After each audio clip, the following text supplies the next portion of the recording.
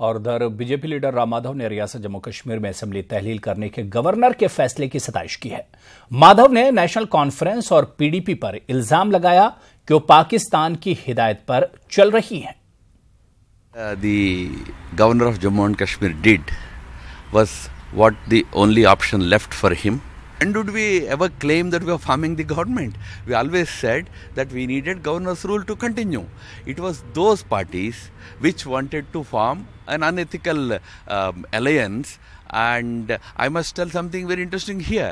It is these very same parties, PDP and NC, which have boycotted the local bodies elections last month because they had instructions from across the border.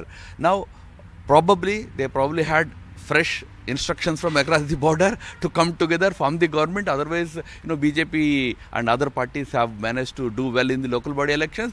Whatever might be the reasons, what they did prompted the governor to look into the whole issue and take this decision. और उधर Jammu Kashmir assembly तहलील किए जाने पर BJP leader Mukhtar Abbas Naqvi ने कहा कि रियासती governor का फैसला बिल्कुल सही है।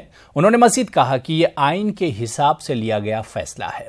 मुख्तार अब्बास नकवी से इस सिलसिले में हमारी नुमाइंदा नीलू ने खास बातचीत की।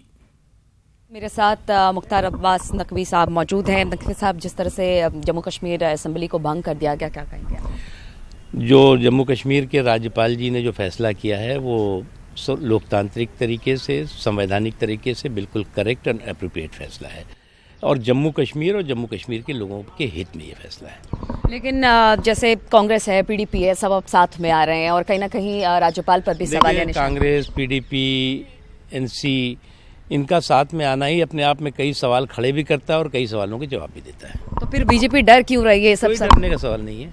और अगला कदम क्या होगा सर? जो भी अभी फैसला हुआ है वो डेमोक्रेटिक फैसला है, कॉन्स्टिट्यूशनली करेक्ट फैसला है। Let's wait. तो जम्मू कश्मीर में असेंबली को भंग किया गया है, ये कहीं ना कहीं जो फैसला है वो बिल्कुल सही है, बीजेपी ऐसा कह रही है। कैमरामैन नागेंद्र के साथ नीलू सिंह, न्यूज़ 18।